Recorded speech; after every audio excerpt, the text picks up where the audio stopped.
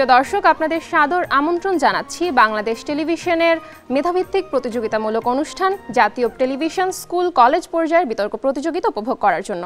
দর্শক, আপনারা জাতীয় টেলিভিশন বিতর্ক প্রতিযোগিতার এই মঞ্চে কখনো বিশ্ববিদ্যালয় পর্যায়ের অংশগ্রহণ দেখেছেন, কখনো বা স্কুল কলেজ পর্যায়ের অংশগ্রহণ দেখেছেন। তবে আমাদের চলমান প্রতিযোগিতায় স্কুল এবং কলেজ পর্যায়ের অর্থাৎ নবম থেকে দ্বাদশ শ্রেণীর শিক্ষার্থীরা অংশগ্রহণ করবে। তাদের অংশগ্রহণের মাধ্যমে আপনারা যুগপৎ বিনোদনের পাশাপাশি জ্ঞানের দ্বারাও সমৃদ্ধ হবেন। যুক্তির বহমান ধারায় আপনাদের মূল্যবোধকে জাগ্রত করার জন্য আজকের বিতর্কের বিষয় নির্ধারণ করা হয়েছে সন্তোষজনক কর্মের অভাব নয়, বরং মাতৃভূমির প্রতি ভালোবাসার অভাবেই আমাদের দেশের মানুষ বিদেশগামী হচ্ছে। যে দুটো ঐতিহ্যবাহী শিক্ষা প্রতিষ্ঠান এই বিষয়টিকে কেন্দ্র করে পরস্পরের সাথে যুক্তির দ্বৈরথে লিপ্ত হবেন তারা হলেন পক্ষ Motijheel ideal school and college Dhaka, বিপক্ষ collectorate school and college Lakshmipur. এবার পরিচিত হব আজকের পর্বের মেধাবী বিতার্কিকদের সাথে। পক্ষ দলে রয়েছেন তাজরিন সুলতানা, নবম শ্রেণী, ideal school and college, Motijheel Dhaka. Jarifa Ahmed Oroni, নবম শ্রেণী, ideal school and college, Motijheel Dhaka. Mohammad Tashfikul Islam, নবম শ্রেণী, ideal school and college, Motijheel Dhaka. দর্শক, এবার আমরা পরিচিত হব পক্ষ দলের সহযোগী বিতার্কিকদের সাথে। শাহিন মোহাম্মদ জাবির, নবম শ্রেণী, ideal school and college, Motijheel Dhaka. Suryakanta Goswami, নবম শ্রেণী, Motijheel ideal school and college, Dhaka. Rashika Anjum, নবম শ্রেণী, Motijheel ideal school and college, Dhaka. Tijila Binte Zaman, নবম শ্রেণী, ideal school and college, Motijheel Dhaka. এবার পরিচিত হব বিপক্ষ দলের বিতার্কিকদের সাথে। আফিয়া আঞ্জুম নিহা, নবম শ্রেণী, collectorate school and college, Lakshmipur. Othoi Das, দশম শ্রেণী, collectorate school and college, Lakshmipur. Ohida Taifanur, নবম শ্রেণী, collectorate school and college, Lakshmipur. এবার বিপক্ষ দলের সহযোগী বিতার্কিকদের সাথে পরিচিত হয়ে নেব। নওশিন সালসাবিল, নবম শ্রেণী, collectorate school and college, Lakshmipur. ইবনা তাইমান কাশপিয়া, নবম শ্রেণী, collectorate school and college, Lakshmipur. Labanya Prabha, collectorate school and college, Lakshmipur, নবম শ্রেণী। রামিসা আনান মাসপি, নবম শ্রেণী, collectorate school and college, Lakshmipur. এবার পরিচিত হয়ে নেব দু দলের সহায়তার জন্য যে দুজন তত্ত্বাবধায়ক শিক্ষক রয়েছেন তাদের সাথে। পক্ষ দলে রয়েছেন সালেহ আহমেদ শিশির, সিনিয়র শিক্ষক, ideal school and college, Motijheel Dhaka. Sir, আপনার কাছে জানতে চাইবো যে আমাদের দেশের বিতার্কিকরা এখন সুশিক্ষিত হয়ে বিদেশে পাড়ি জমাবে নাকি দেশে থেকে দেশের উন্নয়নে কাজ করবে, কি মনে করেন আপনি? আমি অবশ্যই আমার শিক্ষার্থীদের ক্ষেত্রে চাইব যে তারা বিশ্ব নাগরিক হয়ে উঠুক, সারা বিশ্ব দাপিয়ে বেড়াক তাদের দক্ষতা এবং যোগ্যতার স্বাক্ষর রেখে। তবে দিন শেষে তারা ফিরে আসুক তার বাংলা মায়ের কোলে। তারা প্রতিনিধিত্ব করবে সর্বদাই লাল সবুজের পতাকার। বিপক্ষ দলে রয়েছেন এইচএম ইমরান হুসাইন, প্রভাষক, জীববিজ্ঞান, collectorate school and college, Lakshmipur. Sir, একইভাবে আপনার কাছেও জানতে চাইবো যে আমাদের দেশের অনেক স্বনামধন্য বিতার্কিককে আমরা দেখেছি যে তারা দেশের বাইরে দেশের নাম সগৌরবে উজ্জ্বল করছেন। তো আমাদের এই নবীন বিতার্কিকদের জন্য আপনার কি মত? তারা দেশে থাকবে নাকি দেশের বাইরে পাড়ি জমাবেন? আমি চাইবো আমার নবীন বিতার্কিক যারা আছে তারা উচ্চশিক্ষার জন্য অবশ্যই বিদেশ পাড়ি জমাবে, তবে তাদের উচ্চশিক্ষা লাভ শেষে তারা দেশে ফিরে দেশের উন্নতিতে কাজ করবে, এটাই আমার প্রত্যাশা। বিতার্কিকদের অবগতির জন্য এবং আপনাদের জ্ঞাতার্থে জানাচ্ছি যে উভয় দলকে তাদের যুক্তিতর্ক উপস্থাপনের জন্য সর্বমোট 19 মিনিট সময় প্রদান করা হবে। অংশগ্রহণকারী দল দুটো নিজেরাই নির্ধারণ করবে যে তারা এই 19 মিনিট সময়ের কতটুকু গঠনমূলক পর্ব, কতটুকু যুক্তিখণ্ডন পর্বের জন্য ব্যবহার করবে। তাছাড়া অংশগ্রহণকারী বিতার্কিকেরা নিজেরাই নির্ধারণ করবে যে তারা কে কত মিনিট সময় বক্তব্য রাখবে। যুক্তিখণ্ডন পর্বে প্রয়োজন বোধে উভয় দল থেকে একজন অতিরিক্ত বিতার্কিক সুযোগ পাবেন বক্তব্য প্রদানের জন্য, অথবা গঠনমূলক পর্বে বিতার্কিকদের যে কেউ একজন যুক্তিখণ্ডন করতে পারবেন। প্রত্যেক বিতার্কিকের নির্ধারিত সময়ের 30 সেকেন্ড পূর্বে সতর্কতা সংকেত এবং পূর্ণ সময়ের পরে চূড়ান্ত সংকেত প্রদান করা হবে।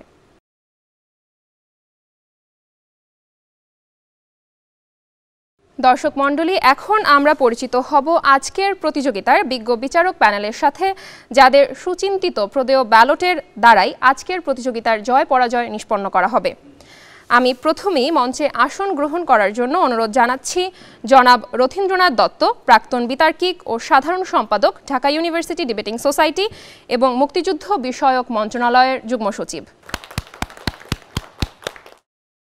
এবারে মঞ্চে আসন গ্রহণ করছেন জনাব সালমা আক্তার মিশন, অধ্যাপক, সমাজবিজ্ঞান বিভাগ, ঢাকা বিশ্ববিদ্যালয়। এবং সবশেষে আমি আমন্ত্রণ জানাচ্ছি মোহাম্মদ তারিকুল ইসলাম খান, প্রাক্তন বিতার্কিক, ঢাকা বিশ্ববিদ্যালয় ডিবেটিং সোসাইটি এবং একই সাথে তিনি সরকারের যুগ্ম সচিব, অর্থ বিভাগ, অর্থ মন্ত্রণালয়। বিজ্ঞ বিচারকবৃন্দ একজন বিতার্কিককে তার উপস্থাপনা, উচ্চারণ, ভাষার ব্যবহার, তত্ত্ব ও তথ্য পরিবেশনা, যুক্তির প্রয়োগ ও খণ্ডন এবং তাদের প্রতি বিচারকদের প্রশ্নের সদুত্তরের উপর ভিত্তি করে নম্বর প্রদান করবেন। আমি প্রথমেই পক্ষ দলের প্রথম বিতার্কিক তাজরিন সুলতানাকে তার যুক্তি উপস্থাপন করার জন্য আমন্ত্রণ জানাচ্ছি। তার দল থেকে তাকে সময় দেওয়া হয়েছে 5 মিনিট 30 সেকেন্ড। এদেশ আমার গর্ব, এদেশের মাটি আমার কাছে সোনা, এখানে মুক্তির পক্ষে মুখলিত হয় আমার সহস্র স্বাদ, সহস্র বাসনা। ধন্যবাদ বিজ্ঞ বিচারক মণ্ডলী, উপস্থিত সুধী এবং সকলকে আজকের এই বিতর্কের মঞ্চে আমাকে বক্তব্য প্রদানের সুযোগ করে দেওয়ার জন্য। বিতর্ক চলছে, বিতর্কের বিষয় নির্ধারিত হয়েছে সন্তোষজনক কর্মের অভাবে নয়, বরং মাতৃভূমির প্রতি ভালোবাসার অভাবই আমাদের দেশের মানুষ বিদেশগামী হচ্ছে। বিতর্কের প্রস্তাবনাটির পক্ষে অবস্থান করছি। মাননীয় সভাপতি, আজকের এই বিতর্কের প্রস্তাবনায় 5টি বিষয়ে সংজ্ঞায়ন করে যেতে চাই। প্রথমত, সন্তোষজনক কর্ম; 2, সন্তোষজনক কর্মের অভাব; 3, সন্তোষজনক কর্মের 3, মাতৃভূমির প্রতি ভালোবাসা; 4, মাতৃভূমির প্রতি ভালোবাসার অভাব; 5, বিদেশগামী হওয়া। সন্তোষজনক কর্ম বলতে দেশের প্রতিটি জনগণের শিক্ষাগত অনুযায়ী ও তাদের সন্তুষ্টি অনুযায়ী চাকরি বা কর্মক্ষেত্রকে বোঝানো হয়। সন্তোষজনক কর্মের অভাব বলতে এই ধরনের কর্মক্ষেত্রের অভাবকে বোঝানো হচ্ছে। মাতৃভূমির প্রতি ভালোবাসা অর্থাৎ দেশপ্রেম বলতে একটি মানবীয় গুণকে বোঝানো হয়, যা দ্বারা একটি দেশের জনগণ সে দেশের মানুষ ও সে দেশের মানুষের সেবার জন্য নিবেদিত মনে কাজ করে থাকে। মাতৃভূমির প্রতি ভালোবাসার অভাব বলতে আমরা এই ধরনের মানবীয় গুণের অভাবকে বুঝিয়ে থাকি। বিদেশগামী হওয়া বলতে আমরা দেশ ছেড়ে উন্নত জীবনমান নিশ্চিত করার লক্ষ্যে বিদেশ গমন করাকে বুঝিয়ে থাকি। এক্ষেত্রে আমরা 2টি শ্রেণী দেখতে পারি মাননীয় সভাপতি। এক্ষেত্রে 1 প্রবাসী, 2 অভিবাসী। প্রবাসী বলতে আমরা 2 ধরনের শ্রেণীকে সংজ্ঞায়ন করতে পারি। 1 শ্রমিক শ্রেণী, 2 হচ্ছে উচ্চশিক্ষিত শ্রেণী। মাননীয় সভাপতি, আজকের এই বিতর্কের মঞ্চে আমরা 5টি যুক্তি আপনার সামনে তুলে ধরতে চাই। 1, নতুন নতুন কর্মসংস্থানের সৃষ্টি; 2, সন্তোষজনক কর্মের বৈচিত্র্যতা এবং বিদেশগামী মানুষের মনোভাব; 3, দেশের কর্মস্থলের উন্নতি; 4, বিদেশের সন্তোষজনক কর্মের অনিশ্চয়তা এবং 5, দেশের প্রতি মমত্ববোধ এবং কর্তব্য। আজকাল আমাদের দেশে যে সকল মানুষেরা শ্রমিক শ্রেণী রয়েছে, অর্থাৎ তারা দেশ ছেড়ে বিদেশের শ্রমিকের কাজটাকে অনেক বেশি অগ্রাধিকার দিয়ে থাকেন। অর্থাৎ মাননীয় বিজ্ঞ বিচারক মণ্ডলী, এই শ্রমিক শ্রেণীরা দেশের কাজের চেয়ে বিদেশের শ্রমিকের মতো কাজগুলো, যেমন দিনমজুর, কাঠমিস্ত্রি, এই ধরনের কাজগুলো বিদেশে গিয়ে করাকে অনেক বেশি অগ্রাধিকার দেয়। উচ্চশিক্ষিত শ্রেণীরা তারা বিদেশে পাড়ি জমাচ্ছেন শুধুমাত্র উচ্চশিক্ষার জন্য, এবং মাননীয় সভাপতি এটি খুবই একটি প্রশংসনীয় উদ্যোগ।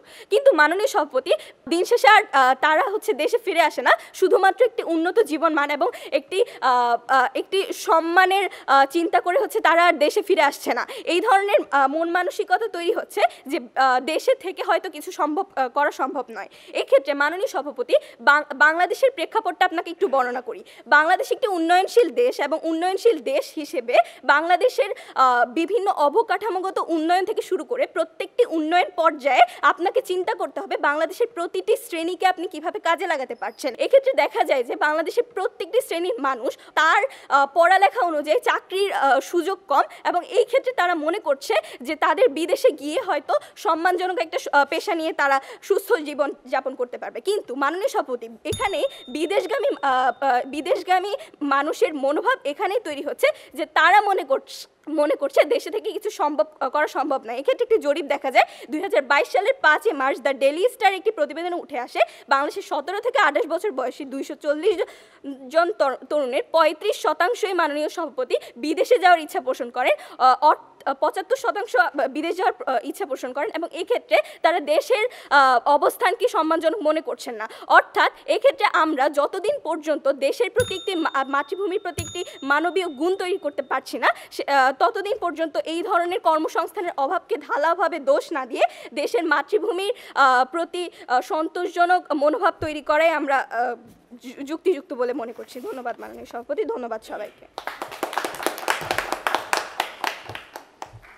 এবারে বিপক্ষ দলের প্রথম বিতার্কিক আফিয়া আঞ্জুম নিহাকে তার যুক্তি উপস্থাপনের জন্য অনুরোধ করছি। তার দল থেকে তাকে সময় দেওয়া হয়েছে 5 মিনিট। মাননীয় সভাপতি, সম্মানিত বিচারক মণ্ডলী, আমার প্রতিপক্ষ দলের বন্ধুরা এবং যারা শুনছেন সকলকেই জানাই আমার আন্তরিক শুভেচ্ছা ও অভিনন্দন। আমাদের আজকের বিতর্কে নির্ধারিত বিষয় হচ্ছে সন্তোষজনক কর্মের অভাব নয়, বরং মাতৃভূমির প্রতি ভালোবাসার অভাবেই আমাদের দেশের মানুষ বিদেশগামী হচ্ছে। আজ বাস্তবতার প্রেক্ষাপটে দাঁড়িয়ে আমি ও আমার দল বিষয়টি বিপক্ষে অবস্থান করছি। আমার প্রতিপক্ষ দলের প্রথম বক্তা বলেছেন যে দেশে যার প্রথম বক্তা বলেছেন তার প্রত্যুত্তরে আমি বলতে চাই যে দেশে যার যোগ্যতা নেই ভালো কাজ পাওয়ার, সেই শ্রমিক বিদেশে গিয়ে নিম্ন শ্রেণীর কাজ করবে, এটাই তো স্বাভাবিক বিষয়। আমি শুরুতে বিষয়টি সংজ্ঞায়ন করব। সংজ্ঞায়নের ক্ষেত্রে বিষয়টিকে আমি 4টি ভাগে ভাগ করছি। এক, সন্তোষজনক কর্ম। সন্তোষজনক কর্ম হচ্ছে যে ধরনের কর্ম বা পেশা যে পেশায় আছে অর্থনৈতিক মুক্তি, মানসিক তৃপ্তি এবং যা নির্ধারিত হয় ব্যক্তির যোগ্যতার ভিত্তিতে। অভাব বলতে এখানে আমরা বুঝিয়েছি কোনো বস্তু অপ্রতুলতা, অর্থাৎ চাহিদা অনুযায়ী পর্যাপ্ত যোগান না থাকা। এক্ষেত্রে অভাব বলতে আমরা এই বিষয়টিতে সন্তোষজনক কর্মের অভাবকেই বুঝিয়েছি। মাননীয় সভাপতি, আমরা বলছি না আমাদের দেশে কর্ম নেই কিংবা আমাদের দেশে সন্তোষজনক কর্ম নেই, আমরা বোঝাতে চাচ্ছি যে আমাদের দেশে প্রয়োজন অনুযায়ী সন্তোষজনক কর্মের অভাব রয়েছে। তৃতীয়ত হচ্ছে যে মাতৃভূমির প্রতি ভালোবাসা। মাতৃভূমির প্রতি ভালোবাসা বলতে আমরা বোঝাচ্ছি নিজ দেশের কল্যাণে কোনো একটি কাজ করা। একজন ব্যক্তির অবস্থান নিজ দেশের কল্যাণে যে সে যখন ব্যক্তি কাজ করবে এই বিষয়টা নির্ধারিত হয় না যে সে বিদেশে থেকে কাজ করছে নাকি দেশে থেকে কাজ করছে। মুখ্য বিষয় এটাই যে সে তার নিজ দেশের কল্যাণের জন্য কি কাজ করছে। আমাদের রেমিটেন্স যোদ্ধাদের কথাই ধরুন না, তারা পরিবারের মায়া ত্যাগ করে বিদেশে পাড়ি জমান, দেশের জিডিপিতে গুরুত্বপূর্ণ অবদান রাখছেন তারা। আর এই অবদানকে আমরা আসলে মাতৃভূমির প্রতি ভালোবাসার অভাব কথাটি বলতে পারছি না, বিষয়টি আমার বিবেচনা আসছে না। মাননীয় সভাপতি, পোশাক রপ্তানিতে আমাদের দেশ বর্তমানে সারা বিশ্বের মধ্যে দ্বিতীয় স্থানে রয়েছে, অর্থনৈতিক শ্রমিক 2023। মাননীয় সভাপতি, আমার প্রতিপক্ষ দলের বন্ধুগণ বারবার বিদেশে স্থায়ীভাবে বসবাস করতে শুরু করা ব্যক্তিদের বিদেশগামিতার বিষয়টি বোঝানোর চেষ্টা করছে, যেটি একদমই ঠিক নয়। শুধুমাত্র মাতৃভূমির প্রতি ভালোবাসার অভাবে যে বিদেশগামিতা একমাত্র কারণ নয়, তা আমি এবং আমার দল যুক্তিতর্কের মাধ্যমে আজ এই মঞ্চে উপস্থাপন করব। মাননীয় সভাপতি, তরুণ প্রজন্মের এখন আলোচনার একটি প্রধান বিষয় হচ্ছে বিদেশে যাওয়ার বিষয় নিয়ে। হঠাৎ কেন তারা বিদেশে যাওয়া নিয়ে তো উদ্গ্রীব হয়েছে। মাননীয় সভাপতি, শুধু কি মাতৃভূমির প্রতি ভালোবাসার অভাবই একমাত্র কারণ? অভাবের সাথে প্রত্যয় যোগ করে আমার বিজ্ঞ প্রতিপক্ষ দলের বন্ধুগণ হয়তো তাই বোঝাতে চাচ্ছেন যে আমাদের কথা হচ্ছে কিছু লোক একেবারে দেশ ছেড়ে দেশের বাইরে থিত হচ্ছেন। মাতৃভূমির প্রতি ভালোবাসার অভাব তাদের জন্যই কেবল দেশ ছাড়ার অনেকগুলো কারণের মধ্যে একটি কারণ হতে পারে, তবে তা একমাত্র কারণ বলে গণ্য করা যাবে না। আমার বিজ্ঞ প্রতিপক্ষ এই সামান্য বিষয়টুকু বোঝার চেষ্টা করলে আজকের এই মঞ্চে আমাদের বিতর্কের প্রয়োজন হতো না। মাননীয় সভাপতি, উপরের সমস্যাগুলো আমাদের বিজ্ঞ প্রতিপক্ষ দলের বন্ধুদের চোখেই পড়ছে না। মূলত এসব সমস্যা থেকে বের হয়ে নিরাপদ ও উন্নত জীবন লাভের আশায় বেশিরভাগ মানুষ দেশ ছেড়ে বিদেশগামী হচ্ছেন, অথচ আমার প্রতিপক্ষ বন্ধুরা সব বাদ দিয়ে কেবলমাত্র কিংবা একমাত্র কারণ হিসেবে মাতৃভূমির প্রতি ভালোবাসার অভাবই দায়ী করছেন তারা। গত ফেব্রুয়ারি মাসে 20 তারিখে অর্থনৈতিক ফোরাম তরুণদের নিয়ে একটি জরিপ প্রকাশ করে, যেখানে দেখা যায় ভালো জীবনযাপন ও পেশার উন্নতির জন্য বাংলাদেশের 82% তরুণ নিজেদের দেশ ছেড়ে চলে যেতে চান। জরিপের ফলাফলটি প্রথম আলো উদ্যোগে প্রকাশ করা হয়। ধন্যবাদ মাননীয় সভাপতি, ধন্যবাদ সবাইকে। এবারে আমন্ত্রণ জানাচ্ছি পক্ষ দলের দ্বিতীয় বিতার্কিক জারিফা আহমেদ অরণিকে তার যুক্তি উপস্থাপনের জন্য। তার দল থেকে তাকে সময় দেওয়া হয়েছে 5 মিনিট 30 সেকেন্ড। করছে না কেউ দেশের সেবা, ধরছে না কেউ হাল, ভাবছে না কেউ দেশকে নিয়ে, তুলছে না কেউ পাল। নিজেকে নিয়ে ভাবতে শুধু সবার মাথা ব্যথা, দেশটাও নিজের কেউ ভাবে না এই কথা। বিজ্ঞ বিচারক মণ্ডলী, আমাদের দেশে দেশপ্রেমের আজই নিদারুণ চিত্র। এই দেশপ্রেমের অভাবকে আজ আমরা আমাদের দেশের মানুষদের বিদেশ গমন প্রবণতার প্রধান হেতু বলে মনে করছি। ধন্যবাদ বিজ্ঞ বিচারক মণ্ডলী আমাকে আজকের এই মহান মঞ্চে বক্তব্য প্রদানের সুযোগ করে দেওয়ার জন্য। বিজ্ঞ বিচারক মণ্ডলী, উপস্থিত সুধী এবং আমার বিতার্কিক বন্ধুরা, সবাইকে সাদর সম্ভাষণ জানাচ্ছি। বিতর্ক চলছে, বিতর্কে বিষয় নির্ধারিত হয়েছে সন্তোষজনক কর্মের অভাবে নয়, বরং মাতৃভূমির প্রতি ভালোবাসার অভাবে আমাদের দেশের মানুষ বিদেশগামী হচ্ছে। অত্যন্ত যুক্তিযুক্ত কারণ এই প্রস্তাবনার পক্ষে আমার এবং আমার দলের দৃঢ় অবস্থান। দেখুন মাননীয় বিচারপতি, আজ বাংলাদেশ উন্নয়নের মহাসড়কে চলমান। আমাদের দেশে প্রতিনিয়ত তৈরি হচ্ছে নতুন নতুন কর্মসংস্থান। এরপরেও প্রতি বছর লক্ষ লক্ষ বাংলাদেশি চলে যাচ্ছে বিদেশে কর্মসংস্থানের জন্য অথবা উচ্চশিক্ষা গ্রহণের জন্য। বাংলাদেশে উন্নয়নের চাকা এত গতিশীল হওয়ার পরেও কেন এত বিপুল সংখ্যক বাঙালি আজ বিদেশে যাচ্ছেন, সেই প্রশ্নের উত্তর অনুসন্ধানে আমাদের আজকের বিতর্ক। আমার বিপক্ষ দলের প্রথম বক্তা এসে শুনিয়ে গেলেন তার একচোখা বক্তব্য। তারা এসে বলে যাওয়ার চেষ্টা করলেন যে আমরা নাকি বলে গিয়েছে যে আমরা শুধুমাত্র আজকের বিতর্কর একমাত্র কারণ হিসেবে বলার চেষ্টা করছি যে বাংলাদেশের মানুষেরা শুধুমাত্র মাতৃভূমির প্রতি ভালোবাসার অভাবেই বিদেশগামী হচ্ছেন। কিন্তু মাননীয় বিচারক মণ্ডলী, আমরা কখনোই এই বিষয়টি নিয়ে বিতর্ক করছি না। আমরা মনে করছি আমাদের দেশের মানুষের বিদেশ গমন প্রবণতার প্রধান নিমিত্ত হচ্ছে গিয়ে মাতৃভূমির প্রতি ভালোবাসার অভাব এবং সন্তোষজনক কর্মের অভাব কেবল একটি গৌণ নিমিত্ত। একটা জরিপ থেকে দেখা গিয়েছে যে সেই জরিপে অংশগ্রহণকারী 18.7% যুবকরাই বলেছেন যে তারা যদি সুযোগ পান তাহলে তারা স্থায়ীভাবে বিদেশে থাকার ইচ্ছা পোষণ করেছেন। তথ্যসূত্র প্রথম আলো। এখন দেখুন বিজ্ঞ বিচারক মণ্ডলী, যখন আমাদের দেশের উচ্চশিক্ষিত তরুণরা দেশে ফিরে আসবেন তাদের কিন্তু কখনোই সন্তোষজনক কর্মের অভাব হবে না। কারণ আমাদের দেশে আমরা যথার্থভাবেই জানি যে আমাদের দেশে প্রকৌশলী বা চিকিৎসকের মতো যারা মেধাবী শিক্ষার্থী তাদের খুবই প্রয়োজন আছে। এখন দেখুন আমাদের দেশে যে কর্মসংস্থানগুলো আছে, অফিস আদালত, সেসব জায়গায় এই শিক্ষার্থীদের উচ্চশিক্ষার যথেষ্ট মূল্য থাকবে, কিন্তু তারা তা না করে বিদেশে রয়ে যাচ্ছেন। বিদেশে রয়ে যাওয়াটাকে বাঞ্ছনীয় মনে করছেন। এই সমস্যাটাকে আমরা বলছি যে তাদের বিদেশে যাওয়ার কারণ হচ্ছে কখনোই সন্তোষজনক কর্মের অভাব নেই। কারণ এই দেশে আসলে এই দেশের প্রতিটা কর্মসংস্থান বা যেই অফিস আদালত আছে তারা তাদেরকে লুফে নিত। এই অবস্থায় যখন তারা বিদেশে থাকারকে বাঞ্ছনীয় মনে করছেন, তখন সেটাকে আমরা মনে করছি যে মাতৃভূমির প্রতি ভালোবাসার অভাবে তারা বিদেশে থাকাটাই বাঞ্ছনীয় মনে করছেন এবং বিদেশগামী হচ্ছেন। প্রবাসীদের প্রেরিত অর্থ দিয়ে যে আমাদের দেশকে উন্নত করাই তাদের বিদেশে যাওয়ার একমাত্র কারণ, তা কিন্তু নয়। মাননীয় সভাপতি, আপনাকে যদি আমি আরেকটা জরিপ দেখাই, সরকারি প্রবাসী কল্যাণ ও বৈদেশিক কর্মসংস্থান মন্ত্রী গত সেপ্টেম্বরে সংসদে জানান কাজের উদ্দেশ্যে বিদেশে যাওয়া বাংলাদেশিদের সংখ্যা 1,55,13,000। তথ্যসূত্র বাংলা ট্রিবিউন। এখন দেখুন মাননীয় সভাপতি, এই বিপুল সংখ্যক মানুষেরা যে বিদেশে যাচ্ছেন তারপরে কিন্তু তাদের অনেকে আমাদের দেশে একটা প্রকৃতভাবে অর্থ না পাঠিয়ে অনেকে অবৈধ পথে অর্থ পাঠাচ্ছেন। এখন দেখুন মাননীয় সভাপতি, আমাদের দেশের বেকারত্বের হার কিন্তু অনেকটাই কমেছে। যেই হার বিগত বছরগুলোতে দেখা গিয়েছে 2010 সালে তা ছিল 4.3%, 2022-এ এসে দাঁড়িয়েছে 3.53%। এই সমস্ত যেই জরিপগুলো আমি উপস্থাপন করলাম তার মানে এইভাবেই প্রমাণিত হয় যে কর্মসংস্থানের অভাব বাংলাদেশের একটা মুখ্য সমস্যা নয়। মাননীয় সভাপতি, বাংলাদেশের যারা বিদেশে যাচ্ছেন তারা বিদেশে গিয়ে যে খুব একটা ভালো কর্মের নিশ্চয়তার মধ্যে দিয়ে যাচ্ছেন এমনও কিন্তু না। তাদের রয়েছে কর্মের যথাযথ অনিশ্চয়তা। দেখা গিয়েছে একটা জরিপ থেকে যে বাংলাদেশ থেকে যারা বাইরে যান তাদের মধ্যে যারা ফিরে আসেন তাদের মধ্যে 35% ফিরে আসেন কোনো ধরনের কাজের অভাবে। এই জন্য আমরা মনে করছি যে আমাদের দেশের মানুষের জন্য খুবই দরকার এই সমস্যাটা নিয়ে যথেষ্ট আলোচনা হয়। এই জন্য আমরা আজকে এই বিতর্কটি জিতছি বলে আমরা বিশ্বাস করি। ধন্যবাদ মাননীয় সভাপতি, ধন্যবাদ সবাইকে। এবারে আমন্ত্রণ জানাচ্ছি বিপক্ষ দলের দ্বিতীয় বিতার্কিক অথৈ দাসকে তার যুক্তি উপস্থাপনের জন্য। তার দল থেকে তাকে সময় দেওয়া হয়েছে 5 মিনিট। আমার বিজ্ঞ প্রতিপক্ষ দল বারবার বলে যাচ্ছেন কর্মসংস্থানের অভাব, কিন্তু আমরা বলছি সন্তোষজনক কর্মের অভাব। ধন্যবাদ বিচারক মণ্ডলী আমাকে সুযোগ দেওয়ার জন্য।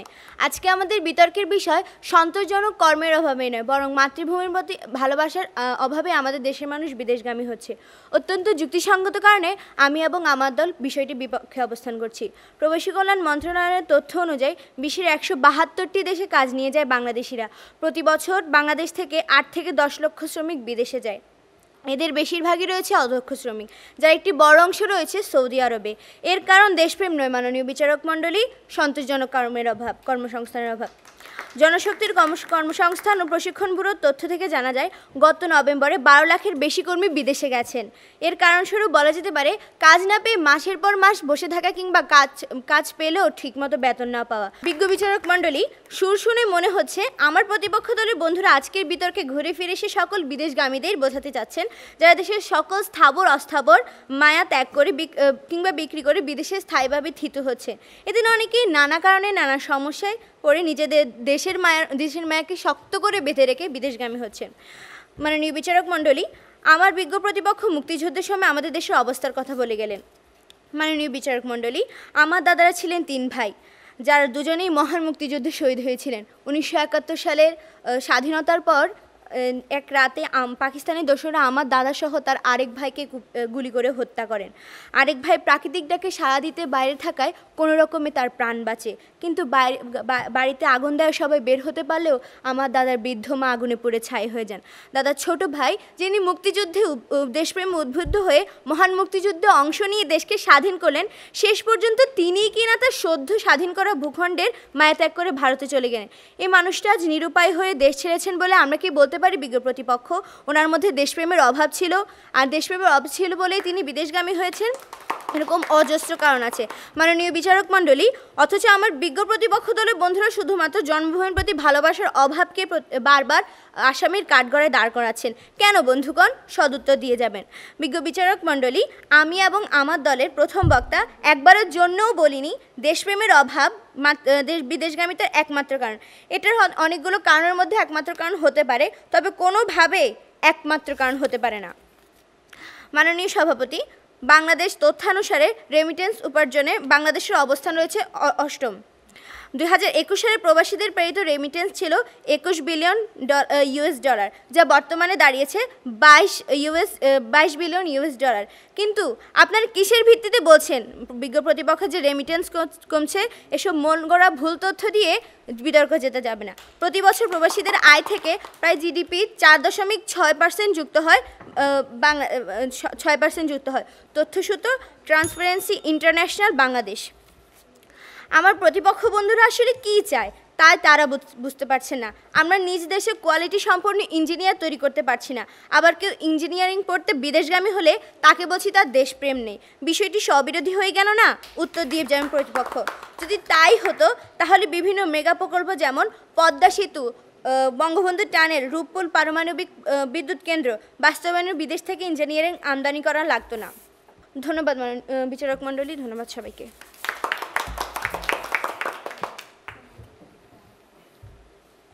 এবারে আমন্ত্রণ জানাচ্ছি পক্ষ দলের তৃতীয় বিতার্কিক মোহাম্মদ তাশফিকুল ইসলামকে তার যুক্তি উপস্থাপন করার জন্য। তার দল থেকে তাকে সময় দেওয়া হয়েছে 5 মিনিট।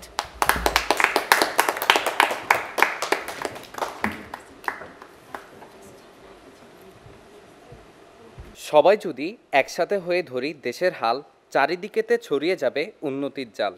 দেশপ্রেম নিয়ে দেশের সাথে এগিয়ে যাবে তুমি, সবার সেরা বাংলা আমার প্রিয় জন্মভূমি। ধন্যবাদ আমাকে আমার বক্তব্য প্রদানের সুযোগ করে দেওয়ার জন্য। বিতর্ক চলছে, বিতর্ক নির্ধারিত বিষয় সন্তোষজনক কর্মের অভাব নয়, বরং মাতৃভূমির প্রতি ভালোবাসার অভাবেই আমাদের দেশের মানুষ বিদেশগামী হচ্ছে। অত্যন্ত যুক্তিসঙ্গত কারণে আমি ও আমার দলের আজকের অবস্থান পক্ষে। তারা প্রথমে এসে বলে গিয়েছেন যে চাহিদা অনুযায়ী কর্ম নেই। আমাদের মাননীয় প্রধানমন্ত্রী শেখ হাসিনার তত্ত্বাবধানে আজ বাংলাদেশে অনেক কর্মস্থলের উন্নতি হয়েছে। এখন আমি যে যুক্তিটি দিয়ে যাব সেটি হচ্ছে দেশের প্রতি মমত্ববোধ ও কর্তব্য। আপনি দেখেন প্রতিটি মানুষেরই তার দেশের প্রতি মমত্ববোধ থাকে, ভালোবাসা থাকে, কর্তব্য থাকে। এখন আপনি যদি আপনার দেশ ছেড়ে একটি বিদেশে চলে যান তাহলে আপনার মধ্যে একটি সংশয় কাজ করবে, আপনার দেশের প্রতি আবেগ কাজ করবে। উদাহরণস্বরূপ আমরা যদি হযরত মুহাম্মদ সাল্লাল্লাহু আলাইহি সাল্লামের কথা দেখতে চাই, তিনি মক্কা থেকে মদিনায় অভিপ্রয়াণ করেছেন। তখন তিনি মদিনার এক পাহাড়ের চূড়ায় বসে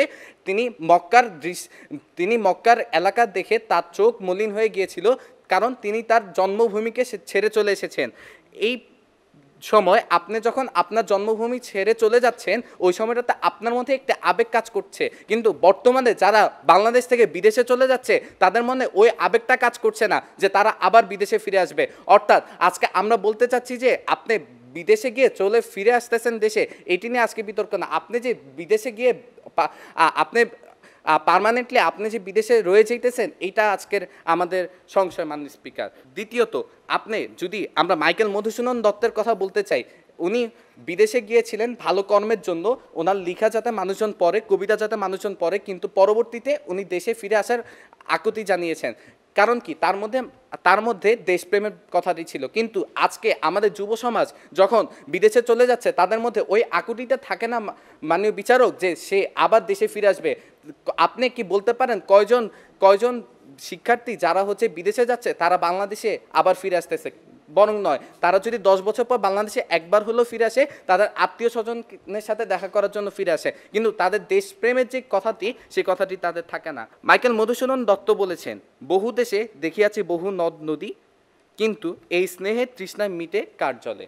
অর্থাৎ আপনি আপনার দেশে যে নদী, আপনি আপনার দেশকে আপনি ভালোবাসেন, সেই ভালোবাসাটা আজকের আমাদের যুব সমাজ দেখাতে পারছে না।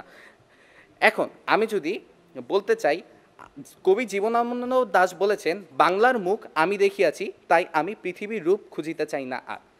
বাংলার রূপ দেখার পর তিনি অন্য দেশে যেতে চান না, কিন্তু আজ আমাদের তরুণ সমাজ বাংলার দেশে থেকে বাংলার রূপ দেখে ওনারা বাহিরে চলে যাওয়ার জন্য আকুতি জানায়, মিনতি জানায়, আমি বাহিরে পড়ালেখা করব, আমি বাহিরে সেটেল হয়ে যাব।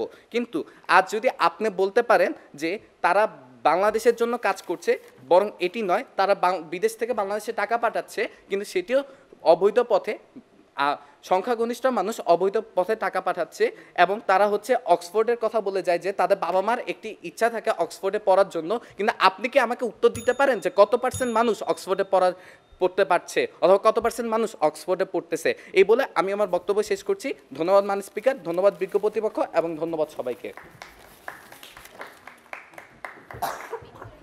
এবারে আমন্ত্রণ জানাচ্ছি বিপক্ষ দলের তৃতীয় বিতার্কিক অহিদা তাইফানুরকে। তার যুক্তি উপস্থাপনের জন্য তার দল থেকে তাকে সময় দেওয়া হয়েছে 6 মিনিট। ধন্যবাদ বিজ্ঞ বিচারক মণ্ডলী আমাকে সুযোগ দেওয়ার জন্য। বিজ্ঞ বিচারক মণ্ডলী, আমি প্রথমেই আমার বিপক্ষ দলের তৃতীয় বক্তার কিছু যুক্তি খণ্ডন করে যেতে চাই। মাননীয় সভাপতি, তিনি আমাকে প্রশ্ন করেছিলেন যে বর্তমানে বাংলাদেশ থেকে অক্সফোর্ড বিশ্ববিদ্যালয়ে পড়তে যাওয়া শিক্ষার্থীর সংখ্যা কত। এটি বর্তমানে 20 লাখ। মাননীয় সভাপতি, আমার বিজ্ঞ প্রতিপক্ষ বলে গিয়েছিলেন যে আমাদের দেশে নাকি কর্মসংস্থানের উন্নতি হয়েছে, এটা নাকি মাননীয় প্রধানমন্ত্রী বলেছেন। মাননীয় বিজ্ঞ বিচারক মণ্ডলী, তিনি কোনো তথ্যসূত্র ছাড়া এটি কিসের ভিত্তিতে বলছেন? মাননীয় সভাপতি, যেই জায়গায় আমাদের দেশে এমন উদাহরণ আছে যে দুধ কিনতে না পেরে বাবা সন্তানের জন্য দুধ কিনতে না পেরে বাবা আত্মহত্যা করেছেন, সেই জায়গায় আমার বিজ্ঞ প্রতিপক্ষ কিসের ভিত্তিতে বলেন যে আমাদের দেশে নাকি সন্তোষজনক কর্ম আছে? মাননীয় সভাপতি, সন্তোষজনক কর্ম যোগ্যতার ভিত্তিতে হবে। আমি যদি লেখাপড়া না করে আমি যদি একজন প্রশাসন ক্যাডারে আশা করি, এটা কি বোকামি ছাড়ার কিছুই না। তাহলে তিনি কিভাবে বলছেন যে আমাদের দেশে যে ব্যক্তি একজন পিয়নের কাজ করেন তিনি কেন বিদেশে যাচ্ছেন? এটি রীতিমতো হাস্যকর ছাড়া কিছুই নয়। বিজ্ঞ বিচারক মণ্ডলী, যারা হুন্ডি ব্যবসার সাথে জড়িত তাদের বেশিরভাগই দেশে থেকে রাষ্ট্রের স্বার্থবিরোধী এই কাজ করছে। তাহলে আমরা যদি হুন্ডি ব্যবসায়ীদের সাথে যারা জড়িত তাদের ব্যবসা বন্ধ করে দিলেই আমাদের যে গুটি কয়েক ব্যবসায়ী এর সাথে জড়িত তারা এভাবে দেশ থেকে টাকা পাঠানোর সুযোগ পাবে না। তাহলে আমরা যদি চোর দমন না করে আমরা যদি চুরিবিদ্যা যারা শেখায় আমরা তাদের দমন করতে চাচ্ছি, তাহলে মাননীয় সভাপতি আর নতুন করে কোনো চোরও তৈরি হবে না, আর চুরিও হবে না। মাননীয় সভাপতি, কথাই বলে অভাব যখন দুয়ারে এসে দাঁড়ায় ভালোবাসা তখন জানালা দিয়ে পালায়। বিজ্ঞ বিচারক মণ্ডলী, যখন একজন মানুষ তার দেশের জন্য দেশে যথাযথ কর্মসংস্থান পাচ্ছে না, তার দেশের যে যদি কর্ম পেয়েও থাকে তাহলে তা দিয়ে যে আয় তা দিয়ে সে তার দেশের জন্য তার পরিবারের জন্য চাহিদা মেটানোর জন্য যথাযথ অর্থ পাচ্ছে না এবং তা দিয়ে তার পরিবার পরিচালনা করতে পারছে না, জীবনযাপন করতে পারছে না, সে কি পেটে ক্ষুধার দায় রেখে দেশকে ভালোবেসে দেশে পড়ে থাকবে? উত্তর দিয়ে যাবেন বিজ্ঞ প্রতিপক্ষ। মাননীয় সভাপতি, ভালোবাসাটা আসবে কোথা থেকে? আমি আজকে বিতর্কের খাতিরে এই কথাটি বলে থাকলেও বাস্তবতা কি বলে মাননীয় সভাপতি? মাননীয় সভাপতি, বাংলাদেশ পরিসংখ্যান ব্যুরোর জনশুমারি ও গৃহগণনা 2022-এর চূড়ান্ত প্রতিবেদন থেকে দেখা যায় বাংলাদেশ UNFCCR প্রতিবেদন অনুযায়ী মোট ডেমোগ্রাফিক ডিভিডেন্ড বা কর্মক্ষম জনগণের সংখ্যা 65.3%। এত বিপুল সংখ্যক কর্মক্ষম জনগণ থাকা সত্ত্বেও আমরা কেন তাদের কাজে লাগাতে পারছি না মাননীয় সভাপতি? কেন তারা বিদেশগামী হচ্ছে? তার কারণ তাদের দক্ষতার অভাব, আমাদের দেশে তাদের সন্তোষজনক কর্মের অভাব মাননীয় সভাপতি। এখন মাননীয় সভাপতি, বিজ্ঞ বিচারক মণ্ডলী, আমরা যদি তাদের জন্য এর বিদেশগামিতার কারণ না খুঁজে বিদেশগামিতার প্রধান কারণ হিসেবে দেশপ্রেমহীনতাকে চিহ্নিত করে ঘরে বসে থাকি, তাহলে মাননীয় সভাপতি ভবিষ্যতে জাতির কপালে দুঃখ আছে। আমাদের মেগা প্রকল্প রূপকল্পে 21 বাস্তবায়ন কোনো কিছুই সম্ভব হবে না, সব কিছুই মুখ থুবড়ে পড়বে। বিজ্ঞ বিচারক মণ্ডলী, সরকার আমাদের প্রবাসীদের জন্য প্রবাসী কল্যাণ মন্ত্রণালয়ের প্রতিষ্ঠা করেছেন। আমার দলের প্রথম বক্তা এবং দ্বিতীয় বক্তা প্রবাসীদের প্রেরিত রেমিটেন্স এবং তাদের যে এত পরিশ্রমের এরকম সুন্দর উদাহরণ তাদের সামনে দাঁড় করানো সত্ত্বেও তারা আজ অন্ধের মতো বলে যাচ্ছেন যে প্রবাসীরাই নাকি দেশদ্রোহী, তারা প্রবাসীদের দিকে আঙুল তুলছেন। মাননীয় সভাপতি, এর রীতিমতো হাস্যকর আর অযৌক্তিক ছাড়া কিছুই নেই। এখন তাদের অবস্থা হচ্ছে এরকম যে হায়রে কপাল মন্দ, চোখ থাকিতে অন্ধ। অর্থনৈতিক সমীক্ষা 2023-এর প্রতিবেদন অনুযায়ী আমাদের রপ্তানি আয়ের সিংহভাগ আসে তৈরি পোশাক খাত থেকে, যার শতাংশ হারে 81.81%। এছাড়া আমরা আমাদের রপ্তানি আয় বিভিন্নভাবে দেশ থেকে ফসল এবং মাছ বিদেশে রপ্তানি করে থাকি। তাহলে মাননীয় সভাপতি, আমাদের দেশের মানুষ যদি বিদেশে না গিয়ে আমাদের এই রপ্তানি খাতটি তৈরি করে না আসতো, তাহলে কি আমাদের এই রপ্তানির সম্ভব হতো আদৌ? আমাদের এই রপ্তানি যদি তারা যদি বিদেশে গিয়ে এর প্রেক্ষিতে আমাদের যদি বিভিন্ন আমাদের তাহলে রপ্তানি বাজার চলে যেত অন্যের হাতে, তাহলে কি তা আমার বিজ্ঞ প্রতিপক্ষ তাদের এই বিদেশগামিতাকেও বলবেন যে দেশপ্রেমহীনতা? প্রশ্ন রয়ে গেল বিজ্ঞ প্রতিপক্ষের কাছে। বিজ্ঞ বিচারক মণ্ডলী, বিবিএস এর জরিপে দেখা গিয়েছে দেশে অশিক্ষিত বেকার থেকেও শিক্ষিত বেকারের সংখ্যা অনেক বেশি। বাংলাদেশ পরিসংখ্যান ব্যুরো বিবিএস এর তথ্যানুযায়ী 26 অক্টোবর 2022 সালে শ্রমশক্তি জরিপে বলা হয় শিক্ষা প্রতিষ্ঠানে ডিগ্রিধারী উচ্চশিক্ষিতদের মধ্যে বেকারের হার 12%। বিশ্ববিদ্যালয়ের সর্বোচ্চ ডিগ্রি নিয়ে বেকার বসে আছে ঘরে প্রায় 8 লক্ষ নারী পুরুষ। তারপরেও কি আমার বিজ্ঞ প্রতিপক্ষ বলবেন যে দেশে সন্তোষজনক পর্যাপ্ত পরিমাণে কর্মসংস্থান আছে? মাননীয় সভাপতি, কথায় বলে গুড় যেখানে পিঁপড়ে তো সেখানে ভিড়বেই। যখন একজন মানুষ বিদেশে তার সকল সুযোগ সুবিধা নিশ্চিত করতে পারবেন, তার যোগ্যতা অনুযায়ী কর্মসংস্থান নিশ্চিত করতে পারবেন, তার আয় দিয়ে তার পরিবারের সকল চাহিদা পূরণ করতে পারবেন, তখন কি সে আমাদের দেশে পড়ে থাকবে? প্রশ্ন রয়ে গেল। ধন্যবাদ মাননীয় সভাপতি, ধন্যবাদ সবাইকে।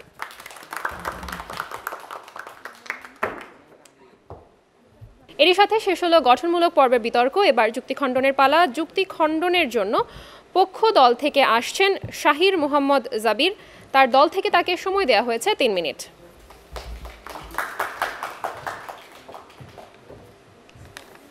জননী জন্মভূমিশ্চ স্বর্গতবে গড়িয়সী, এই যেন প্রত্যেক বড় বড় মহৎ মানুষের একটি চিন্তা চেতনা ছিল। কিন্তু আজকালকার তরুণ তরুণীরা ছোটোবেলা থেকে চায় তারা যেন বড় হয়ে বিদেশ চলে যায়। তাদের মনে একটা জিনিস থাকে বিদেশ গেলে যে যাক ভাই বাচ্ছি, আমি জঞ্জাল থেকে আর কখনোই না ফিরে আসছি। তারা সবসময় চায় ছোটোবেলা থেকেই যে হচ্ছে বিদেশ গেলেই আমার ভালো, বিদেশ গেলেই সব। কিন্তু তখন তো কর্মের কথা আসেই না। আর আপনারা নিজেই অনেকবার বলে গেলেন যে হচ্ছে কর্ম ছাড়াও অনেক সমস্যা আছে, যার কারণে হচ্ছে আমরা বিদেশ চলে যাচ্ছি। তো এখানে আপনার নিজেই বলতেছেন যে হচ্ছে কর্ম ছাড়াও আরও অনেক কারণ আছে যেটার কারণে হচ্ছে মানুষ বিদেশ চলে যাচ্ছে। তো এটা কখনোই মূল কারণ হতে পারে না। আমরা বলতে চাচ্ছি যখন এই সবগুলো কারণ একসাথে সমন্বয় গঠিত হয়, তখনই আপনার একটি দেশের প্রতি ঘৃণার সৃষ্টি হয়, যেটা নিজ দেশের প্রতি নিজের দেশপ্রেমটার অভাব ঘটে।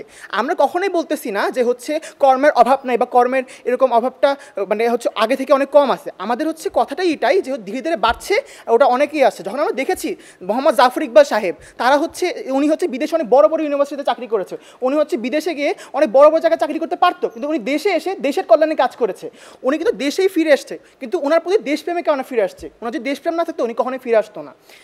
আপনাকে একটা প্রশ্ন বিপক্ষ দল, যে হচ্ছে আপনি যদি বিদেশগামী মানুষকে যদি বললেন যে আপনাকে একই কর্ম, একই মাইনে, একই পরিবেশ, একই পদে দেওয়া হবে, আপনি কি আবার ফেরত আসবেন নাকি না? বিদেশগামী মানুষ কখনোই ফেরত আসবে না, কারণ তার দেশের প্রতি সেই ভালোবাসাটা নাই। ভালোবাসায় আমার এখানে একটি জরিপ দিতে চাই যে হচ্ছে আপনার ডেইলি স্টারে যে হচ্ছে 75%-এর বেশি বিদেশগামী মানুষের মনে করে যে হচ্ছে বিভিন্ন কারণে যে সামাজিক কারণ, রাজনৈতিক কারণ, অর্থনৈতিক কারণ, এইসব কারণে সমন্বয় হচ্ছে তারা বিদেশ চলে যাচ্ছে। কখনো অর্থনৈতিক কারণ বা কর্মের অভাবই হচ্ছে একমাত্র কারণ না। আর এই সমন্বয় যখন হয় তখন ধীরে ধীরে তারা হচ্ছে নিজের দেশের প্রতি ঘৃণার সৃষ্টি হয় বা দেশের প্রতি দেশপ্রেমটা অভাব ঘটে। আপনি যখন কোনো সমস্যা দেখেন, সামাজিক সমস্যা বা রাজনৈতিক সমস্যা, তখনই বলে যে আচ্ছা বাংলাদেশের কি খারাপ অবস্থা, বাংলাদেশের এই খারাপ অবস্থা। তখন কিন্তু আপনি বলেন না যে হচ্ছে আচ্ছা এই একটা সেক্টরে বা এই একটা ক্ষেত্রে তো সমস্যা। আপনার যে একটা যখন কোনো সমস্যা হয় বা কোনো কর্মের অভাব ঘটে, তখন এই পুরো বাংলাদেশকে দায়ী রাখেন বা পুরো বাংলাদেশকে ধীরে ধীরে ঘৃণা করা শুরু করেন। এটার কারণেই হচ্ছে আমি বলতে চাই যে হচ্ছে আপনার যে কর্মের অভাব, সেটা হচ্ছে এই দেশপ্রেমের অভাবটা, সেটা একটা খণ্ড মাত্র বা একটি মাত্র পয়েন্ট। এখানে আমাদের মূল ক্ষেত্রটি চলে আসে যে হচ্ছে আপনারা বলে গেলেন যে হচ্ছে আমাদের কর্মের অভাবটাই হচ্ছে প্রয়োজন অনুসারে কর্মটা নেই। কিন্তু মাননীয় বিচারক, আপনারা দেখেন যে হচ্ছে আমাদের পৃথিবীতে বা আমাদের এই দেশে হচ্ছে যদিও হচ্ছে কর্ম আছে বা যেরকম মানুষ যারা যায় বিদেশে বা হচ্ছে তারা ম্যাক্সিমাম মানুষ বা সর্বোচ্চ মানুষ হচ্ছে আপনার হচ্ছে উচ্চশিক্ষিত বা হচ্ছে যারা হচ্ছে চাকরি পায় বড় বড় জায়গায়, তারা হচ্ছে আগে থেকে উচ্চশিক্ষিত, যারা হচ্ছে বাংলাদেশে থাকলে এমনি চাকরি পারত। এখানে হচ্ছে আমি বলতে চাই যে হচ্ছে এরকম মানুষ যারা হচ্ছে অলরেডি উচ্চশিক্ষিত, যারা হচ্ছে ভালো ভালো জায়গায় বিদেশে যায়, তারা যেহেতু অলরেডি ভালো মতো যাচ্ছে, তারা একটি কারণে যাচ্ছে তাদের দেশপ্রেম নাই।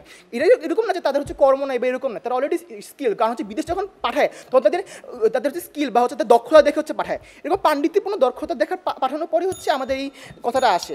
তাই মাননীয় বিচারক মণ্ডলী, আমি একটা কথা বলতে চাই, আমাদের এই পক্ষ থেকে আমরা দেশপ্রেমের অভাবটাকে মূল কারণ হিসেবে ধরছি আর কর্মকে একটি খণ্ডমাত্র কারণ হিসেবে ধরছি। ধন্যবাদ সবাইকে। এবারে বিপক্ষ দলের মনোনীত বিতার্কিক হিসেবে যুক্তি খণ্ডন করতে আসছে অহিদা তাইফানুর। তার দল থেকে তাকে সময় দেওয়া হয়েছে 3 মিনিট।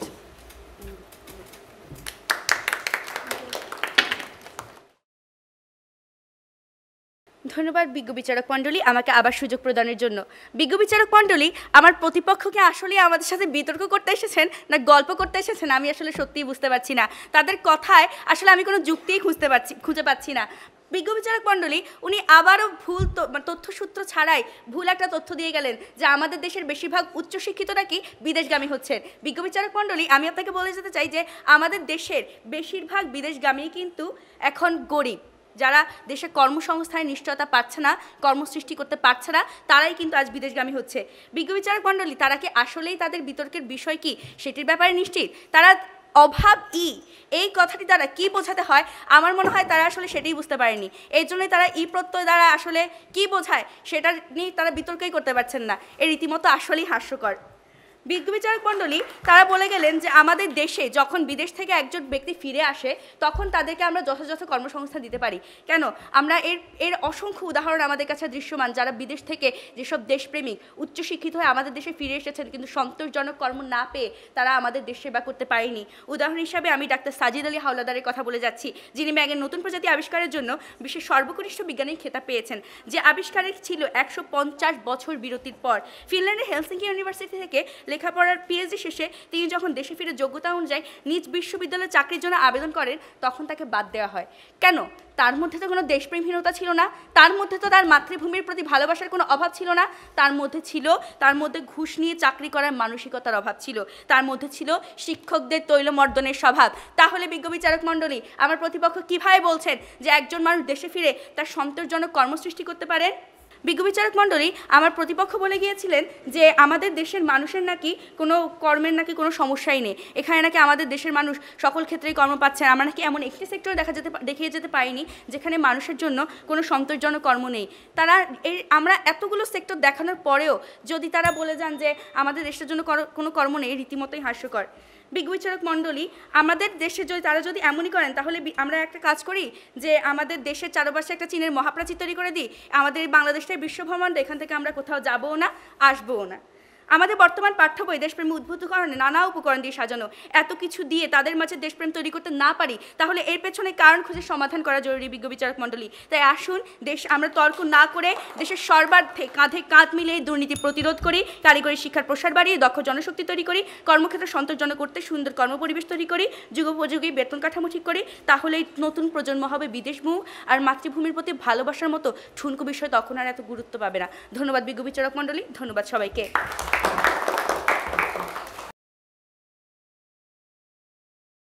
সুপ্রিয় দর্শক, যুক্তি ও যুক্তি খণ্ডন শেষ হলো, এবারে প্রশ্নোত্তরের পালা। প্রশ্নোত্তরে আমাদের বিচারক প্যানেল থেকে সম্মানিত বিচারক জনাব সালমা আক্তার মিশন উভয় দলকে একটি করে প্রশ্ন করবেন, যার উত্তর প্রদানের জন্য উভয় দলের কাছে 2 মিনিট সময় থাকবে। 1.5 মিনিটে সতর্কতা সংকেত এবং 2 মিনিটে চূড়ান্ত সংকেত প্রদান করা হবে। পক্ষ দলের কাছে আমার প্রশ্ন হচ্ছে, মাতৃভূমির প্রতি ভালোবাসাহীনতার কারণ কি এবং কিভাবে সেটা দূর করা যায়? ধন্যবাদ আমাকে প্রশ্ন উত্তরের সুযোগ করে দেওয়ার জন্য। আজকে আমাদের বিচারকের প্রশ্নটি ছিল মাতৃভূমির প্রতি ভালোবাসাহীনতার কারণ কি এবং সেটা কিভাবে দূর করা যায়। পুরো সমগ্র বিশ্বে একটা যেই সমস্যা দেখা দিচ্ছে সেটা হচ্ছে কি সামাজিক যোগাযোগ মাধ্যম বা এই ধরনের যে বিষয়াশয়গুলো আছে, ফেসবুক টুইটারের মতো জিনিসগুলোর প্রতি অনেক বেশি আসক্ত হয়ে যায়। এজন্য দেখা যাচ্ছে আমাদের দেশের তরুণরা আজ বই পড়া ভুলে গিয়েছে। একজন তরুণ যদি বই না পড়ে তাহলে কিন্তু সে কখনোই একটা দেশের ইতিহাস, দেশের ঐতিহ্য, দেশের মুক্তিযোদ্ধাদের সম্পর্কে কিছুই জানতে পারবে না। এখন দেখুন, আজকে আমাদের দেশের তরুণদের একটা অন্যতম সমস্যা হচ্ছে কি তারা আমাদের তরুণরা আজকাল বই না পড়ে বেশিরভাগ সময় ব্যাহত করছে মোবাইল, টেলিফোন বা সামাজিক যোগাযোগ মাধ্যমের মতো জিনিসগুলোতে চ্যাট করে। এখন দেখুন, আমাদের দেশের তরুণদের জন্য এই ভালোবাসাহীনতাটা দূর করার জন্য খুবই প্রয়োজন সেটা হচ্ছে গিয়ে আরও বেশি বেশি করে পাঠ্যপুস্তক সহ অন্যান্য যে সমস্ত বই আছে সেগুলো পড়া এবং নিজের দেশকে আরও ভালোভাবে জানার জন্য সচেষ্ট প্রয়াস গ্রহণ করা। মাতৃভূমির প্রতি ভালোবাসাহীনতার জন্য এমন একটি কারণ যেটা হয়ে দাঁড়িয়েছে সেটা হচ্ছে কি আমাদের তরুণদের তরুণদের উদাসীনতা। তরুণরা আজকাল নিজের দেশের প্রতি যে ভালোবাসাটা সেটা কখনোই মন থেকে অনুভব করতে পারছে না, কেননা তারা এই বিষয়গুলোর প্রতি যথেষ্ট উদাসীন। এই বিষয়টাকে দূর করার জন্য আমাদের প্রধান কারণ হতে পারে আমাদের ছিন্নমূল থেকে যেই উদ্যোগগুলো সেগুলো গ্রহণ করতে হবে। আমাদের শিক্ষা ব্যবস্থা বা শিক্ষা ব্যবস্থাকে আরও কীভাবে আমাদের দেশপ্রেম জাগানোর জন্য উন্নত করে তোলা যায় সেই ব্যবস্থা গ্রহণ করতে হবে, এবং আমাদের দেশের সর্বোপরি সমস্ত জায়গা থেকে এই মাতৃভূমি যে আসলে কতটা গুরুত্বপূর্ণ জিনিস একজন মানুষের জীবনে বা একজন দেশপ্রেমিকের জীবনে, সেই জিনিসটাকে আমাদের সবাইকে আরও ভালোভাবে আমাদের তরুণ প্রজন্মকে জানানোর জন্য সচেষ্ট প্রয়াস গ্রহণ করতে হবে। এই সমস্ত উদ্যোগ যদি আমরা গ্রহণ করতে পারি, আমাদের তরুণ প্রজন্মের জন্য যদি আমরা মানসিকতাটাকে বদলাতে পারি, এবং আমাদের মাতৃভূমি আসলে কি, মাতৃভূমি আমাদেরকে আলো বাতাস বায়ু দিয়ে কীভাবে বাঁচিয়ে রাখে, আমাদেরকে জীবন দেয় মাতৃভূমির মাটি, সেই সমস্ত বিষয়গুলো আমাদের তরুণ প্রজন্মকে যদি আমরা জানাতে পারি, তাহলেই মাতৃভূমির প্রতি ভালোবাসাহীনতার মতো বিষয়গুলো আমরা দূর করতে পারবো। ধন্যবাদ বিজ্ঞ বিচারক মণ্ডলী। বিপক্ষ দলের কাছে আমার প্রশ্ন হচ্ছে, বাংলাদেশে তরুণদের জন্য সন্তোষজনক কর্মক্ষেত্র বা শ্রমবাজার তৈরি না হবার কারণসমূহ কি? ধন্যবাদ বিজ্ঞ বিচারক মণ্ডলী। আমাদের বিপক্ষ দলের জন্য প্রশ্নটি ছিল যে বাংলাদেশের তরুণ প্রজন্ম কেন আজ বিদেশগামী হচ্ছে, তার উত্তরটা আমি দিয়ে যাচ্ছি। বিজ্ঞ বিচারক মণ্ডলী, দেখা যাচ্ছে আমাদের দেশে, আমাদের বেশিরভাগ ক্ষেত্রে দেখা যায় বিভিন্ন চাকরি ক্ষেত্রে বা আমাদের কর্মের ক্ষেত্রে দেখা যায় আমাদের ঘুষখোর বিভিন্ন ধরনের দুর্নীতির আশ্রয় নিতে হয়। দেখা যায় একজন ব্যক্তি সারা জীবন ঘুষের পেছনে ছুটে অথবা তিনি তার কর্মসংস্থান সৃষ্টির জন্য যখন যথাযথ নিশ্চয়তা পান না, তিনি ঘুষ দিয়ে যেই টাকা ব্যয় করেন, দেখা যায় তিনি তার কর্মসংস্থানের যে চাকরি পান তা দিয়েও সারা জীবনে এত টাকা আয় করতে পারেন না। এটাও একটা অন্যতম কারণ। এছাড়া দেখা যাচ্ছে আমাদের দেশে মানুষের জন্য আমরা কর্মপরিবেশটা তৈরি করতে পারছি না। শুধু যে আমরা পুরুষদের জন্য কর্মপরিবেশ তৈরি করবো সেটা না, আমাদের নারীদের কথাটাও চিন্তা করতে হবে। এছাড়াও বিভিন্ন সময় দেখা যায় যে রাজনৈতিক অস্থিরতা কিংবা দলীয়করণের জোরেও দেখা যায় অনেক সময় খুন, রাহাজানি, ছিনতাই, ডাকাতি আরও অনেক ধরনের ঘটনা ঘটে থাকে, যেগুলোও কিন্তু আমাদের তরুণদের বিদেশগামী হওয়া এবং আমাদের তরুণ প্রজন্মের জন্য মাতৃভূমির প্রতি ভালোবাসাহীনতার একটা কারণ হিসেবে দাঁড়িয়েছে। বিজ্ঞ বিচারক মণ্ডলী, এছাড়াও আমরা দেখতে পারি যে আমাদের যখন এছাড়া দেখা যাচ্ছে আমাদের দেশের মানুষ যখন উন্নত জীবনের আশায়ও কিন্তু অনেকে বিদেশগামী হচ্ছেন। দেখা যাচ্ছে আমাদের দেশে যেসব সুযোগ সুবিধা তারা সচরাচর পেয়ে থাকেন না, আমাদের দেশে বিভিন্ন সেক্টরে কাজ করার পর অনেক সময় দেখা যায় যে তারা প্রাপ্ত বা যোগ্য সম্মানটুকু পান না, যেটা তারা দেখা যায় যে বিদেশে গেলে পেতে পারেন। এইসব কারণেও আমাদের দেশের তরুণ প্রজন্ম আজ বিদেশগামী হচ্ছে। এছাড়া অর্থাৎ আমরা মূল কারণ হিসেবে ধরতে পারি যে আমাদের দেশের নিরাপত্তাহীনতা, দুর্নীতি, রাজনৈতিক অস্থিরতা, দলীয়করণ এবং আমাদের দেশে বিভিন্ন সেক্টরে মর্যাদার অভাবটাকেও কিন্তু আমরা তরুণ প্রজন্মকে বিদেশগামী হওয়ার কারণ হিসেবে দায়ী করতে পারি। ধন্যবাদ সবাইকে। দর্শক, এরই সাথে শেষ হলো সার্বিক যুক্তিতর্ক। কিছুক্ষণের মধ্যে আমাদের বিতর্কের ফলাফল প্রকাশ করা হবে। মধ্যবর্তী এই সময়টিতে আমাদের বিতার্কিকদের উদ্দেশ্যে কিছু কথা বলবেন জনাব রথীন্দ্রনাথ দত্ত, প্রাক্তন বিতার্কিক ও সাধারণ সম্পাদক, ঢাকা ইউনিভার্সিটি ডিবেটিং সোসাইটি এবং মুক্তিযুদ্ধ বিষয়ক মন্ত্রণালয়ের যুগ্ম সচিব। অত্যন্ত সময় উপযোগী একটা বিষয়ে দুইটি স্বনামধন্য শিক্ষা প্রতিষ্ঠানের বিতার্কিকগণ এখানে বিতর্ক উপস্থাপন করেছে। বিষয়টি ছিল সন্তোষজনক কর্মের অভাব নয়, বরং মাতৃভূমির প্রতি ভালোবাসার অভাবেই আমাদের দেশের মানুষ বিদেশগামী হচ্ছে।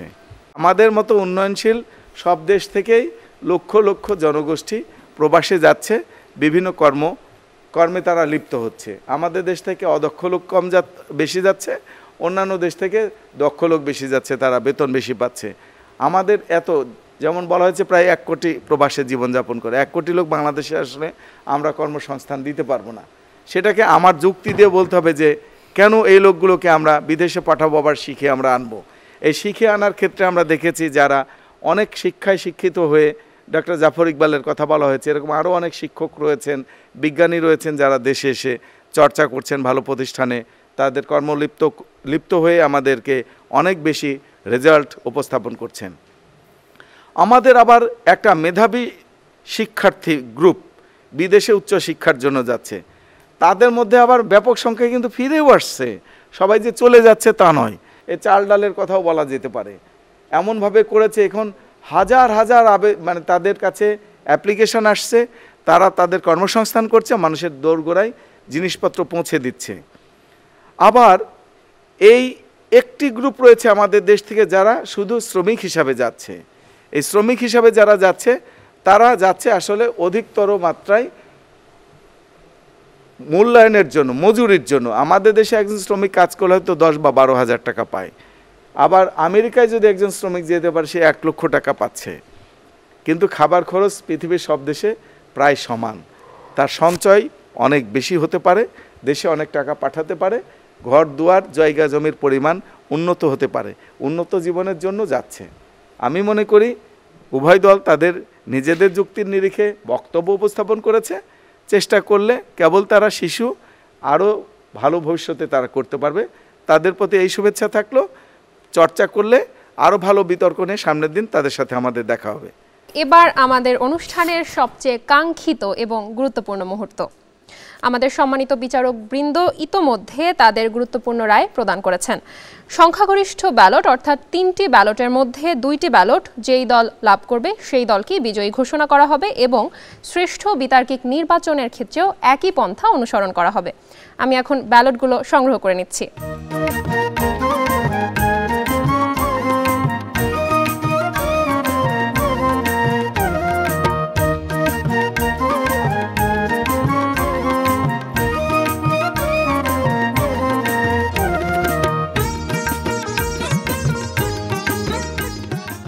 দর্শক, ফলাফল আমার হাতে চলে এসেছে। লাল ব্যালটের মাধ্যমে আমরা জানতে পারবো আজকের প্রতিযোগিতার শ্রেষ্ঠ বিতার্কিকের নাম এবং সবুজ ব্যালটের মাধ্যমে আমরা জেনে নেব আজকের শ্রেষ্ঠ প্রতিষ্ঠানের নাম। প্রথমেই আমি সবুজ ব্যালট খুলছি। প্রথম ব্যালট অনুযায়ী আজকের বিতর্কের শ্রেষ্ঠ প্রতিষ্ঠান নির্বাচিত হয়েছে collectorate school and college Lakshmipur. দর্শক, দ্বিতীয় ব্যালটে আমি দেখতে পাচ্ছি আজকের প্রতিযোগিতার শ্রেষ্ঠ প্রতিষ্ঠান collectorate school and college Lakshmipur. অভিনন্দন আপনাদের। দর্শক, ইতিমধ্যে আমরা আজকের প্রতিযোগিতার 3-2 ব্যালটের ব্যবধানে বিজয়ী প্রতিষ্ঠান পেয়ে গিয়েছি। তবুও নিয়ম রক্ষার্থে এবং অনুষ্ঠানের নিয়ম অনুযায়ী আমি তৃতীয় ব্যালটটি খুলছি এবং তৃতীয় ব্যালট অনুযায়ী আজকের প্রতিযোগিতার শ্রেষ্ঠ প্রতিষ্ঠান collectorate school and college Lakshmipur. 3-0 ব্যবধানে আজকের বিতর্কে শ্রেষ্ঠ প্রতিষ্ঠান collectorate school and college Lakshmipur, অর্থাৎ আমাদের বিপক্ষ দল। অভিনন্দন আপনাদের সবাইকে। দর্শক, এবারে লাল ব্যালটের মাধ্যমে আমরা জেনে নেব আজকের বিতর্কের শ্রেষ্ঠ বিতার্কিকের নাম। প্রথমেই আমি প্রথম ব্যালট খুলছি। আজকের বিতর্কের শ্রেষ্ঠ বিতার্কিক বিপক্ষ দলের তৃতীয় বক্তা অহিদা তাইফানুর। দর্শক, দ্বিতীয় ব্যালটের মাধ্যমে আজকের বিতর্কের শ্রেষ্ঠ বিতার্কিক হলেন বিপক্ষ দলের তৃতীয় বক্তা অহিদা তাইফানুর। দর্শক, আমরা দুটো ব্যালটের ফলাফল জেনেছি এবং এরই মাধ্যমে আমরা জেনে গিয়েছি আজকের বিতর্কের শ্রেষ্ঠ বিতার্কিক হলেন বিপক্ষ দলের তৃতীয় বিতার্কিক অহিদা তাইফানুর। অনুষ্ঠানের নিয়ম রক্ষার্থে আমরা তৃতীয় ব্যালটটি খুলছি এবং তৃতীয় ব্যালট অনুযায়ী আজকের বিতর্কের শ্রেষ্ঠ বিতার্কিক হলেন বিপক্ষ দলের তৃতীয় বক্তা অহিদা তাইফানুর। দর্শক, বিজয়ী দলের মতোই আমরা পেয়ে গেলাম আজকের বিতর্কের শ্রেষ্ঠ বিতার্কিক বিপক্ষ দলের দলনেতা তৃতীয় বিতার্কিক অহিদা তাইফানুর। অভিনন্দন আপনাকে। দর্শক, একটা চমৎকার বিতর্ক আমরা উপভোগ করলাম এবং 3-0 ব্যালটের ব্যবধানে আমরা বিজয়ী দল এবং শ্রেষ্ঠ বিতার্কিক পেয়ে গিয়েছি।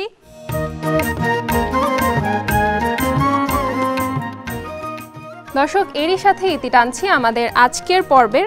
আপনাদের মূল্যবোধকে জাগ্রত করাই আমাদের জাতীয় টেলিভিশন বিতর্কের লক্ষ্য। আশা করছি আপনারা আজকের পর্বটি উপভোগ করেছেন। আমাদের সাথেই থাকুন, বাংলাদেশ টেলিভিশনের সাথেই থাকুন।